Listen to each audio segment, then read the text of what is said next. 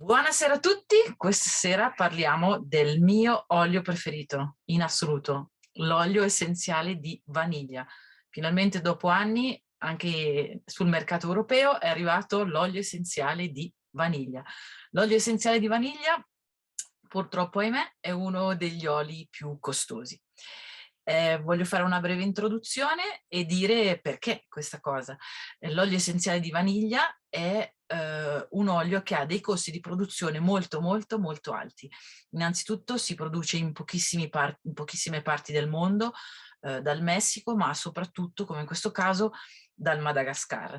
Ehm, L'olio essenziale di vaniglia viene estratto dal baccello di vaniglia, che è molto caratteristico perché c'è un processo particolarissimo di impollinazione, alcuni passaggi vengono fatti ancora manualmente per poter avere tutte le proprietà dell'olio essenziale di vaniglia. Quindi colgo l'occasione per dirvi: diffidate assolutamente della qualunque vaniglia, perché è molto pericoloso, nel senso è un olio, anche quando si parla di oli preziosi è facile incappare in oli contraffatti. Vi basti sapere che l'olio essenziale di vaniglia, anzi, pardon, chiedo scusa, la pianta della vaniglia è la pianta col prodotto più caro al mondo, insieme o appena dopo lo zafferano. Voi fate una prova, lo potete fare sia con lo zafferano che in questo caso con la vaniglia.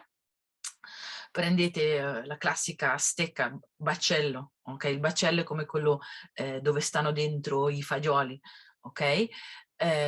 Guardate il peso e guardate il prezzo, quanti grammi è quel baccello, quanto costa, e lo moltiplicate per 10, per 100, per 1000, fino ad arrivare al prezzo al chilo, e vedrete che vi usciranno delle cifre spaventose, e stiamo parlando di baccello di vaniglia, quindi che voi dovrete usare nelle varie preparazioni.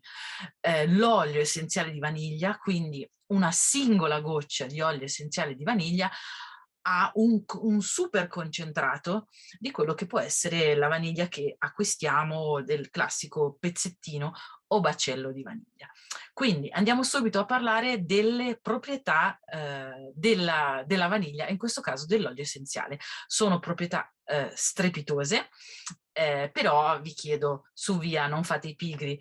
So che state guardando il video e mettetemi un mi piace, su, non fate i pigri. Alla fine vedremo se avrete ascoltato la mia richiesta. Quindi partiamo subito. Prima qualità dell'olio essenziale di vaniglia. L'olio essenziale di vaniglia viene considerato un armonizzante, ok? Quindi un olio equilibrante, quindi andrà a darci quel senso di pace e relax, ma non con le caratteristiche degli oli calmanti, ma degli oli che vanno a riequilibrare.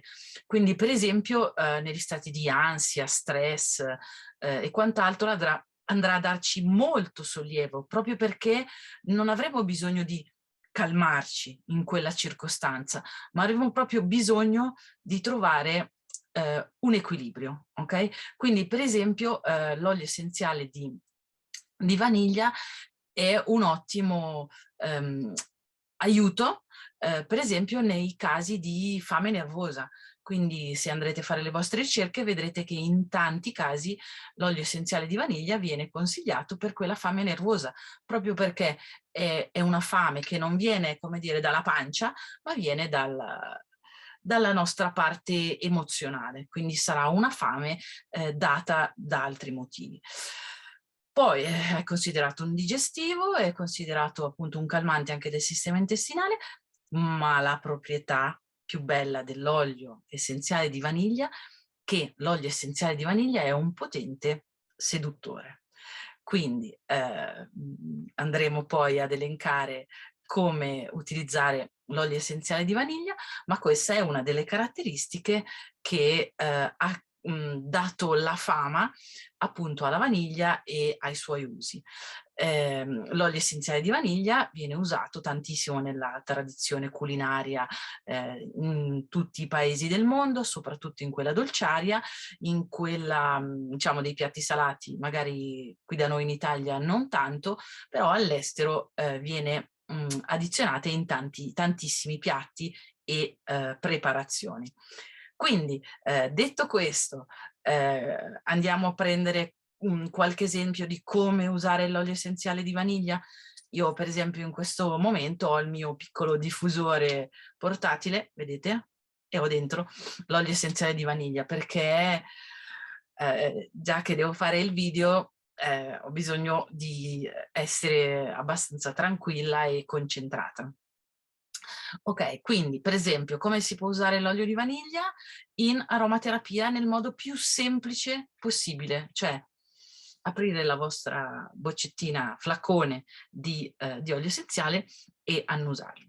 Però abbiamo detto per esempio all'inizio che è molto utile negli stati di ansia, stress, depressione, eccetera, quindi un sistema, chiaro, se non vi volete portare in giro il diffusore, ma un sistema molto molto semplice è di prendere un fazzoletto di stoffa e metterne 1 o 2 gocce. Quindi il fazzoletto ve lo potete portare con voi tutta la giornata e annusarlo il più possibile. Vedrete che già in capo alla prima, seconda giornata potrete notare gli effetti della vaniglia. Un altro modo, e molto piacevole ve l'assicuro, è fare un bagno rilassante. Rilassante per le proprietà che abbiamo detto prima, calmanti, eccetera, ma calmanti sempre in senso di riequilibrare, quindi dopo una giornata magari agitata e quant'altro, la vaniglia andrà a riportarvi al vostro stato ideale. Ma abbiamo parlato anche delle capacità seduttive della vaniglia, quindi un bagno con l'olio essenziale di vaniglia vi farà portare addosso questo profumo meraviglioso che è molto molto molto seducente. Qui voglio mettere una nota, è importante amare se stessi, io ve lo dico sempre, quindi a volte un po' di olio essenziale di vaniglia ci farà innamorare ancora di più di noi stessi e questa è una cosa bellissima perché poi il vero segreto è che gli altri ci vedranno come noi ci vediamo, quindi un pochettino di seduzione verso noi stessi è l'ideale. Quindi, oltre al bagno rilassante e seducente, possiamo fare la stessa cosa con dei massaggi rilassanti o seducenti, perché no? Per esempio, potete prendere un olio vettore qualsiasi che avete, l'olio di cocco, l'olio di mandorle, e mettere pochissime, anzi una goccia di olio essenziale di vaniglia è più che sufficiente. Per esempio, se lo scopo vogliamo che sia quello seduttivo, potrete unirlo a, per esempio, una goccia di ylang ylang. Sono 2 oli che, wow, da pelle d'oca, lavorano in una sinergia pazzesca e possiamo addirittura quasi paragonarlo a un vero e proprio afrodisiaco. L'ylang ylang ne avevamo già parlato, l'olio di vaniglia vanno a potenziarsi a vicenda. Quindi se lo scopo è quello seduttivo, non c'è niente di meglio che lavanda, e, scusatemi, ylang ylang e vaniglia. Detto questo, potete anche fare 2 piccole varianti. Uno, io l'ho fatto, è semplice, quei piccoli spray o anche dei roll-on, ma in questo caso vi voglio parlare del profumo seduttivo da avere in borsetta all'ultimo momento. Io dico borsetta, poi in realtà la vaniglia non è un olio solo femminile. Per esempio, se è un maschietto in questo caso che vuole avere lo stesso effetto, invece che unire all'ylang ylang, che è una nota fiorita, potrebbe unirlo a una goccia di patchouli o di sandalo, per esempio. Anche il sandalo, il legno di sandalo si unisce molto bene alla vaniglia. Quindi come fare da sé un piccolo profumo molto veloce. Poi come si fanno i profumi potete vederli sul nostro sito, c'è il link qua sotto e ci sono diverse combinazioni, diverse idee e la ricetta spiegata bene. Comunque prendete un piccolo spray, ci mettete 1-2 gocce di vaniglia e ylang ylang, piuttosto che anche un agrume non ci sta bene per avere un pochettino più fresco.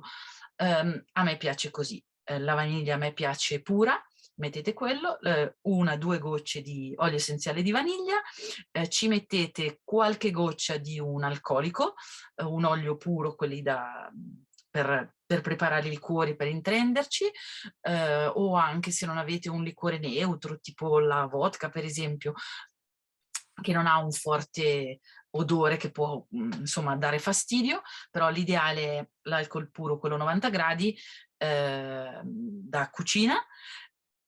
Lasciate che si uniscano e che l'aroma si apra, potete aspettare qualche ora, in questo caso perché è molto piccolo, e riempite il flaconcino con dell'acqua distillata o anche l'acqua di quelle della bottiglia, per intenderci.